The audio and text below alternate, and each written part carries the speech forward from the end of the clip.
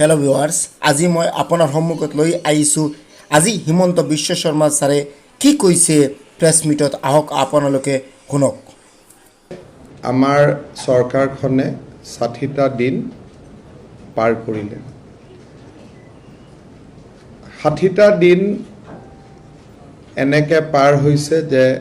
Covid বিভিন্ন ধৰণৰ সমস্যা বানপানীৰ কাৰণে নিজকে প্ৰস্তুত কৰা এই ধৰণে আমি দিনকেইটা পাৰ কৰিছোঁ আৰু কাৰ্যত এই 60টা দিনত আমাৰ মন্ত্ৰীসকলে যিমান জিলা ভ্ৰমণ কৰিছে ক'ব গ'লে পৰিসংখ্যাৰ ফালৰ পৰা সেইটো এটা ক'ব গ'লে দৃষ্টান্তমূলক ইমান ফ্ৰিকুৱেণ্টলি মন্ত্ৰীসকলে জিলা পৰ্যায়লৈকে কেতিয়াও ভ্ৰমণ কৰা নাছিলে আৰু অৱশ্যে অসমৰ পৰিৱেশটোৰ পৰিপ্ৰেক্ষিতত আমি সেই ধৰণে নিজক ৰাজহুৱা স্বাৰ্থত নিয়োজিত কৰিবৰ বাবে প্ৰয়োজনো হৈছিলে আৰু প্ৰয়োজনৰ তাগিদা অনুসৰি আমি কাম কৰিবলৈ চেষ্টাও কৰিছোঁ দুমাহ পূৰ্ণ হোৱা উপলক্ষে আজি আমাৰ ৰাজ্যিক কেবিনেটৰ এখন বিশেষ বৈঠক অনুষ্ঠিত হৈছিল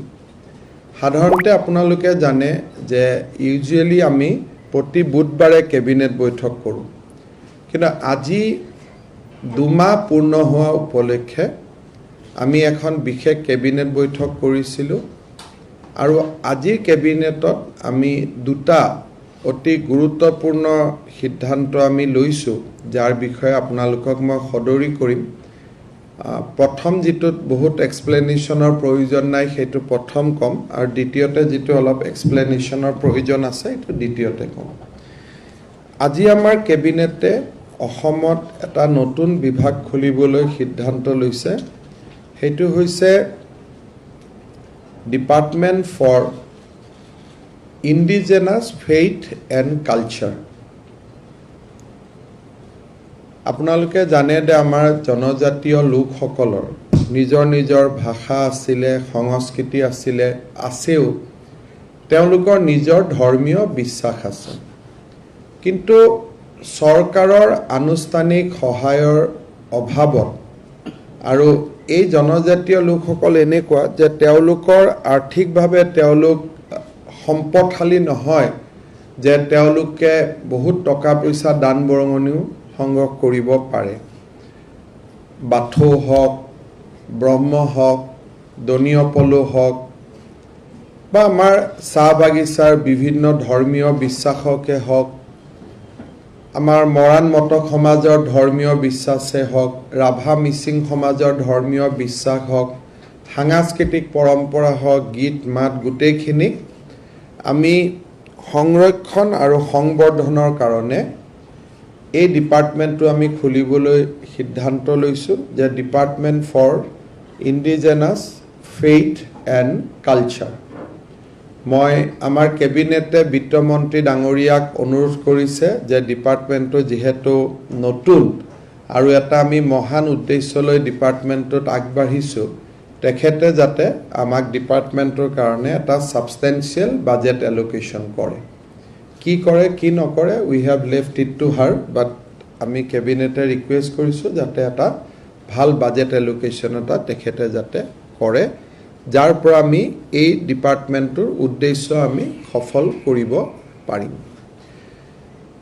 আজি আমাৰ কেবিনেটত কেইবাটাও ফাইনেন্সিয়েল আৰু এডমিনিষ্ট্ৰেটিভ ৰিফৰ্মছৰ ওপৰত আমি যুগান্তকাৰী সিদ্ধান্ত কিছুমান গ্ৰহণ কৰোঁ আপোনালোকে জানে যে এতিয়া আমাৰ চৰকাৰৰ স্কিমছ চেংচন কৰাৰ নিয়মটো আছিলে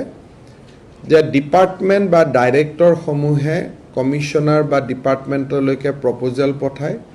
ডিপাৰ্টমেণ্টে পুৰণা দিনত প্লেনিং আজিৰ দিনত TND আৰু ফাইনেন্স ডিপাৰ্টমেণ্টৰ পৰা এপ্ৰুভেল লয় কাম এক্সিকিউট কৰে প্ৰত্যেকটো কাম যিমান শতাংশ এক্সিকিউট হৈছে তাৰ বিপৰীতে DDOই বিল বনায় ডাইৰেক্টৰলৈকে আহে ডাইৰেক্টৰৰ পৰা ছেক্ৰেটেৰিয়েটলৈকে আহে ছেক্ৰেটেৰিয়েটৰ পৰা বিত্ত বিভাগলৈকে যায় আৰু বিত্ত বিভাগৰ পৰা পুনৰ DDOলৈকে টকা মুকলি কৰি দিয়া যায় এই গোটেই ব্যৱস্থাটোৰ আমি এটা ফাণ্ডামেণ্টেল পৰিৱৰ্তন আনিব খুজিছোঁ সেইটো হ'ল যে 2 কোটি টকা পৰ্যন্ত প্ৰতিখন স্কিম ডিপাৰ্টমেণ্টেল কমিটি এটাই এপ্ৰুভেল কৰিব সি আৰু বিত্ত বিভাগ বা প্লেনিং বা টিএনডি বিভাগলৈকে যাব নালাগে ডিপাৰ্টমেণ্টেল কমিটিটো হেড কৰিব ডিপাৰ্টমেণ্টৰ কমিশ্যনাৰজনে আৰু বিভাগীয় মন্ত্ৰীৰ অনুমোদন অনুসৰি এই 2 কোটি টকাৰকৈ তলত যিকোনো আঁচনি তেওঁলোকে আৰম্ভ কৰিব পাৰিব 2 কোটিৰ পৰা 5 কোটিলৈ প্ৰতি শুক্ৰবাৰে এখন ষ্টেণ্ডিং ফাইনেন্স কমিটিৰ মিটিং বহিব য'ত মুখ্য সচিবে পৌৰোহিত্য কৰিব আৰু এই ষ্টেণ্ডিং ফাইনেন্স কমিটিৰ ৰিজলিউশ্যনখিনিয়ে অনুমোদন হ'ব তাৰ পিছত আৰু বিত্ত বিভাগ বা প্লেনিং বিভাগলৈকে কোনো নথি যাব নালাগে আৰু এই বৈঠকখন প্ৰতি শুক্ৰবাৰে অনুষ্ঠিত হ'ব for project up to 2 to 5 crores for projects 5 crores to 100 crores বিত্ত মন্ত্ৰীৰ পৌৰোহিত্যত এখন স্পেচিয়েল ষ্টেণ্ডিং ফাইনেন্স কমিটি হ'ব য'ত বিভাগৰ কমিশ্যনাৰসকল মেম্বাৰ ছেক্ৰেটাৰী হ'ব যদি ফ্লাড কণ্ট্ৰলৰ স্কিম হয় ফ্লাড কণ্ট্ৰলৰ কমিশ্যনাৰজন এগ্ৰিকালচাৰৰ স্কিম হ'লে এগ্ৰিকালচাৰৰ কমিশ্যনাৰজন তেওঁলোক মেম্বাৰ ছেক্ৰেটাৰী হ'ব আৰু 5 কোটিৰ পৰা 100 কোটিৰ যিকোনো স্কিম এই স্পেচিয়েল ষ্টেণ্ডিং ফাইনেন্স কমিটিখনে এপ্ৰুভ কৰিব ফাইল ক'তো যাব নালাগে ডাইৰেক্টলি প্ৰতি বৃহস্পতিবাৰ এই কমিটিখনৰ মিটিং হ'ব ডাইৰেক্টলি মিটিঙলৈকে এজেণ্ডা আহিব মিটিঙত এপ্ৰুভ কৰিব and that is the final approval আৰু ক'তো যাব ফাইল নালাগে কোনো এটা ষ্টেজতে ফাইল প্লেনিং বা ফাইনেন্স ডিপাৰ্টমেণ্টত যাব নালাগে যদি 100 কোটি টকাতকৈ ওপৰত প্ৰপ'জেল হয় ডিপাৰ্টমেণ্ট পোনে পোনে কেবিনেটত আহিব আন কোনো ডিপাৰ্টমেণ্টৰ ভিউ লোৱাৰ প্ৰয়োজন নাই যে এখন মোৰ এষ্টিমেট এখন মোৰ প্ৰজেক্ট মই কেবিনেটত অনুমোদন লৈছোঁ 2 কোটিলৈকে ডিপাৰ্টমেণ্ট নিজে 2 কোটিৰ পৰা 5 কোটি চিফ ছেক্ৰেটাৰী 5 কোটিৰ পৰা 100 কোটি বিত্ত মন্ত্ৰী 100 কোটিৰ ওপৰত কেবিনেট ইয়াত নথি ক'তো নাযায় অনলি এজেণ্ডা অৰ্থাৎ গোটেই ব্যৱস্থাটোত যিটো আমাৰ সঁচাসচি আমি ৰেড টেপিজিম আমোলা কেন্দ্ৰিক আমি কওঁ এতিয়া কোনো ডেপুটি ছেক্ৰেটাৰীৰ তলত আৰু কোনেও ফাইলটো নেদেখিবই it will begin with the desk officer directly go to the মিটিঙৰ পৰা এপ্ৰুভেল হ'ব প্ৰত্যেকটো আঁচনিৰ অনুমোদন হোৱাৰ পিছত কমিটিবিলাকত অনুমোদন হোৱাৰ পিছত ডিপাৰ্টমেণ্টেল মিনিষ্টাৰে অনুমোদন কৰিব যেতিয়া কাম চলাৰ পিছত ডাইৰেক্টৰে চিলিং প্ৰপ'জেল বুলি যাক আমি কওঁ ডাইৰেক্টলি বিত্ত বিভাগলৈকে পঠাই দিব ছেক্ৰেটাৰিয়েটত আৰু আহিব নালাগে পিডব্লিউডি চিফ ইঞ্জিনিয়াৰে ডাইৰেক্টলি চিলিং প্ৰপ'জেলটো ফিন আছাম পৰ্টেলত লগাই দিব বিত্ত বিভাগে আৰ্থিক অৱস্থা অনুসৰি চিলিং দিব বিভাগত আৰু আহিব নালাগে অৰ্থাৎ শিক্ষা বিভাগৰ টেটৰ শিক্ষকৰ দৰমহা লাগে সৰ্বশিক্ষাৰ মিছন ডিৰেক্টৰে ডাইৰেক্টলি ফাইলটো লগাই দিব বিত্ত বিভাগত শিক্ষা বিভাগত আৰু ফাইলটো আহিব নালাগে তাৰমানে প্ৰায় 12-10খন টেবুল একেলগে নোহোৱা হৈ গ'ল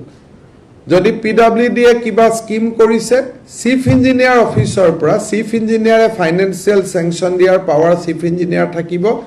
based on the administrative approval chief ইঞ্জিনিয়াৰৰ পৰা ডাইৰেক্টলি ফাইলটো বিত্ত বিভাগত আহিব এটা পিডব্লিউ ডিপাৰ্টমেণ্ট বা মন্ত্ৰীয়ে দেখা নাপায় আৰু অনুমোদন দিয়াৰ সময়ত ডিপাৰ্টমেণ্ট টকা খৰচ কৰাৰ সময়ত ডাইৰেক্টৰেট ই আৰু বিভাগত নাহে অৰ্থাৎ কোনোবা মন্ত্ৰীয়ে যদি সুধিব লাগে আজি এইটো প্ৰজেক্টত কিমান টকা গ'ল তেওঁ ডাইৰেক্টৰকহে সুধিব লাগিব তেওঁৰ তাত ফাইল নাহে আৰু কমিশ্যনাৰ তাতো ফাইল নাহে ডেপুটি ছেক্ৰেটাৰী তাতো ফাইল নাহে ডাইৰেক্টলি ডিপাৰ্টমেণ্টটো ফাইনেন্স ডিপাৰ্টমেণ্ট অহা বছৰলৈকে গৈ এই বছৰ আমি নোৱাৰিম ডাইৰেক্টলি এক্সিকিউটিভ ইঞ্জিনিয়াৰৰ পৰা বিত্ত বিভাগ ডাইৰেক্টলি সুপাৰিনটেণ্ডেণ্ট ইঞ্জিনিয়াৰো নহয় এক্সিকিউটিভ ইঞ্জিনিয়াৰৰ পৰা বিত্ত বিভাগ chief engineer superintendent engineer additional chief engineer ক'তো ফাইল নাহে এই বছৰ চিফ ইঞ্জিনিয়াৰৰ পৰা আমি বিত্ত বিভাগ কৰিছোঁ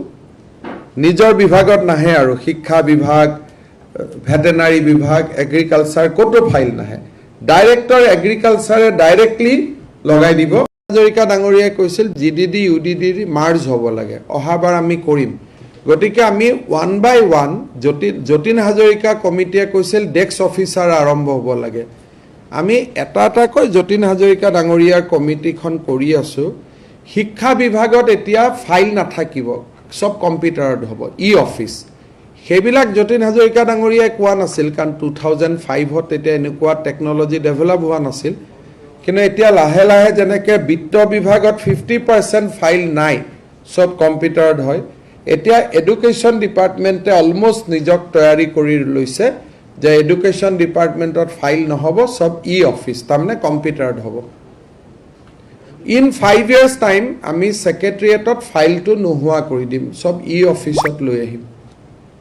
খালি মই খুব এম্বিচিয়াছ হোৱা নাই যে অহা বছৰে কৰি দিম we are taking step slowly but very firmly যেটো কৰিছোঁ এইটোৰ পৰা আৰু বেক ট্ৰেক কৰা নাই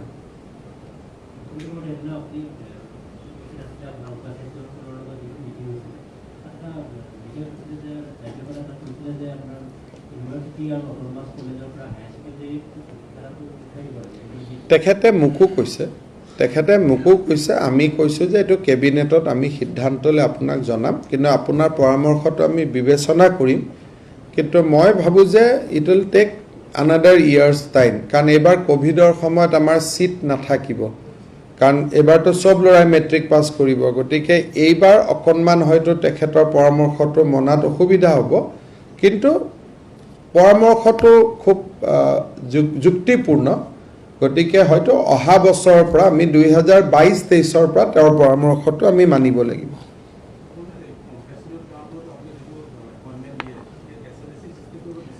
15 আগষ্টৰ ভিতৰত গোটেই পেণ্ডিং কম্পেনচেশ্যন এপইণ্টমেণ্ট আমি দি দিম কাৰণ 2017 চনৰ 1 এপ্ৰিললৈকেহে কম্পেনচেশ্যনেট এপইণ্টমেণ্ট প্ৰযোজ্য এডুকেশ্যন ডিপাৰ্টমেণ্টক বাদ দি আৰু কোনো ডিপাৰ্টমেণ্টকে পুৰণা 2-এটা কেছ বাদ দি জমা নাই গতিকে সেইখিনি ডাইৰেক্ট মিনিষ্টাৰে দি দিব বুলি মই কৈ দিছোঁ যে SLSC নালাগে আৰু কাৰণ কেইটামান কেছে বাকী আছে 15 আগষ্টৰ ভিতৰত এডুকেশ্যনে এপইণ্টমেণ্টখিনি দি দিব পাৰিলে অসমত আৰু অনুকম্পামূলক নিযুক্তিটো 90% নোহোৱা হৈ যাব 10% একা দুকা কেছ থাকিব এইখিনি আমি চাই দিম কাৰণ 17 চনৰ পিছত কোনোবা মৃত্যু হ'লে পৰিয়ালটোৱে কৰ্মচাৰীজনৰ পূৰ্ণ দৰমহা পাই থাকে কম্পেনচেশ্যনেট এপইণ্টমেণ্টৰ নিয়ম আৰু এতিয়া নাই